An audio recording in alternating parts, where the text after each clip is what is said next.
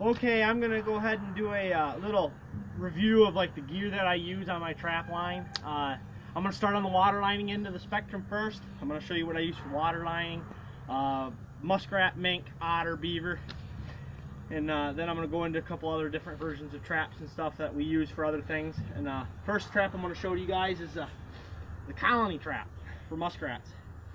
Now basically all a colony trap is just a cage basically. You set it in the runs where they're swimming at through the weeds. You'll see the runs, and they've got a door opening and closes, free swinging door on each end of the cage.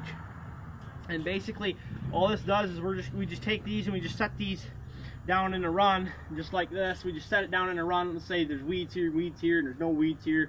Generally that's where they're swimming. And then you just set that down in a run near their houses or whatever, and you'll catch rats. And then you set them in ditches and stuff like that. That works really well too. It's a really good trap. There's guys that put up huge numbers with these traps. They'll only run 100 a day, and with rats. And there's some guys that can put up thousands in a year, and that's kind of mind-boggling to me. But they do. They put up big numbers, and then this is the traps that most of them use. Now, my favorite rat set to make is the float, the muskrat float.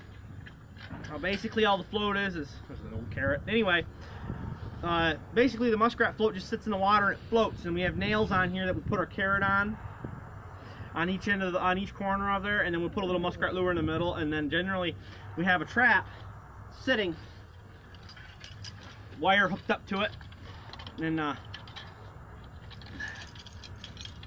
1.5 coil spring. Now, I like my pans free floating when I'm rat trapping. That's just the way I do it, but other guys do it differently. But then, but the rat float basically just floats in the water and it sits on top of the water. And we got our trap here.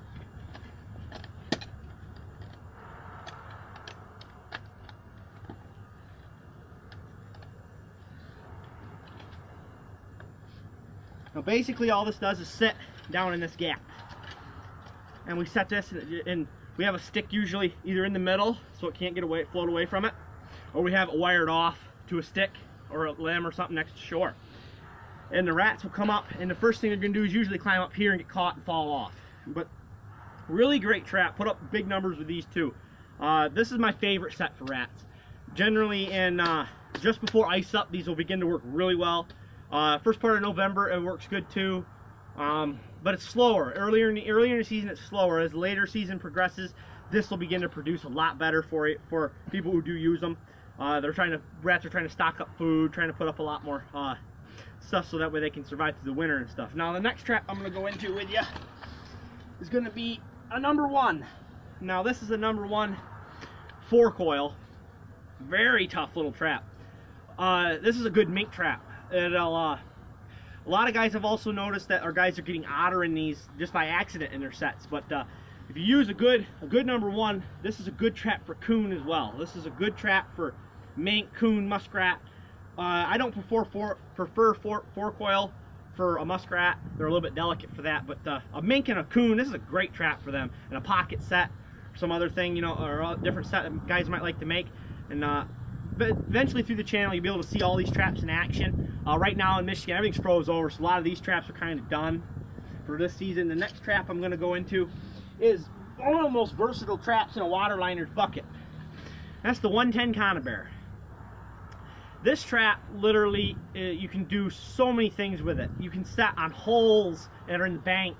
You can set bottom edge sets, baited sets with a bait on the trigger. I can even put these on a float, you know, just like this on these killer clips, and I put them right on there just like that, just right on the killer clip, and put a carrot on the trigger, and they work great on the float. You can set these just in runs with nothing on them, and they'll catch rats. Set them right in front of the holes, go into the houses, and still catch rats. Mink is a great trap for mink. Blind sets on the land for mink, they'll work great like that too. Or in a box, in a mink box. I use a lot of mink boxes, and they'll work good in that too. Just a great all-around trap. Just really diverse trap. It can be used in a lot of different ways, and for mink and muskrat. And it's a trap that I think every water liner should have in their bag. If you're trapping with footholds, a lot of guys don't. I've noticed some guys don't use conibears. I would recommend you have a 110 or 2, because those bank holes and stuff that are under the water for mink and stuff, this is a phenomenal trap for that. And it works great. Real good trap. My next trap I'm going to go into with you guys is the 330 conibear. This is for beaver and otter. In our state of Michigan, these have to be in the water. You can't set these on the land for bobcat or whatever. Can't do that. But in Michigan, we can use these for beaver and otter. Great trap right here. This is basically, we will set in the runs of in a beaver pond, or on the side where on a river, or on a foot of a slide in the water where an otter's going up and down off the riverbank, or even lake bank. And this is a great trap to have. You can set this so many different ways. This is also, you can set baited sets with these. The trigger, you can put a peeled potato on the trigger and set it underneath ice, and it works really good like that. On a pole, you got a lot of popple poles. There's what we set for our beaver under the ice with a lot of time with these. And it does work. It's a little bit slower. I prefer the other things under ice, but in the spring on a caster set with this guarding it, this trap is almost unbeatable, except for maybe a foothold for beaver. Now, the only downside with these traps is you have to be safe with them. I've been bit by them a couple times. They're not fun. You want to make sure if you're using them, if you're by yourself, be really careful. I don't recommend trapping with them when you're by yourself. These traps are pretty dangerous to handle, and it's really just better to have help when you're trapping with these. But really good otter trap, really good beaver trap. Now, onto our next set right here. Right over here, I've got a snare pole for beaver under ice. This is my favorite set for beaver under the ice.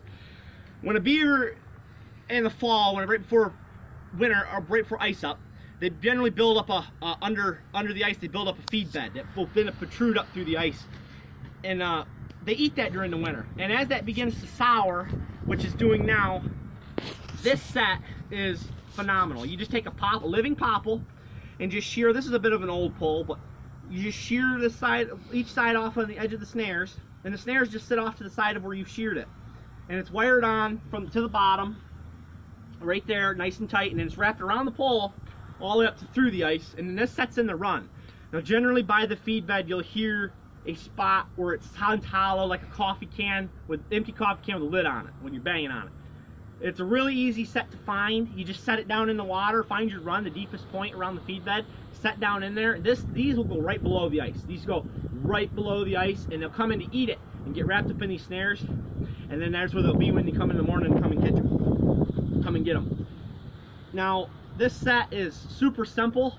There's not a whole lot of components to it. You know, good thing with a snare under ice, different than with a 330.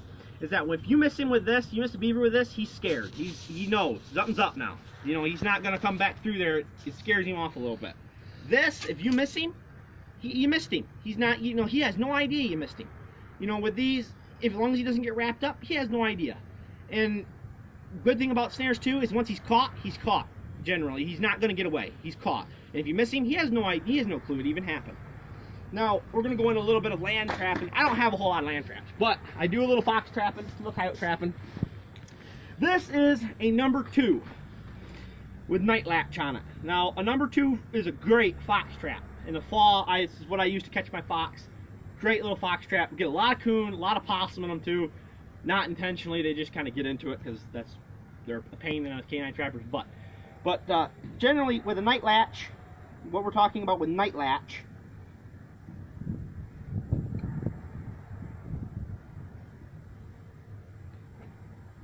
I'll bring this trap up here to you. Now, if you just listen to this, listen real close.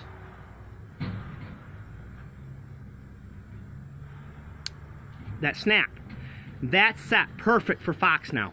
That trap is ready to go. That is at like, I think it's a 3 pound, I think, push, or 2.5 pound on the pan, and then and when he steps on it, it just basically catches him. Now, my last trap, and that's good for a dirt hole. My last trap I'm going to show you guys is my cable restraints. A cable restraint is used for coyotes and fox. I guess you could catch them. A lot of guys say you shouldn't try for them with fox, but I think they'd work just fine for them.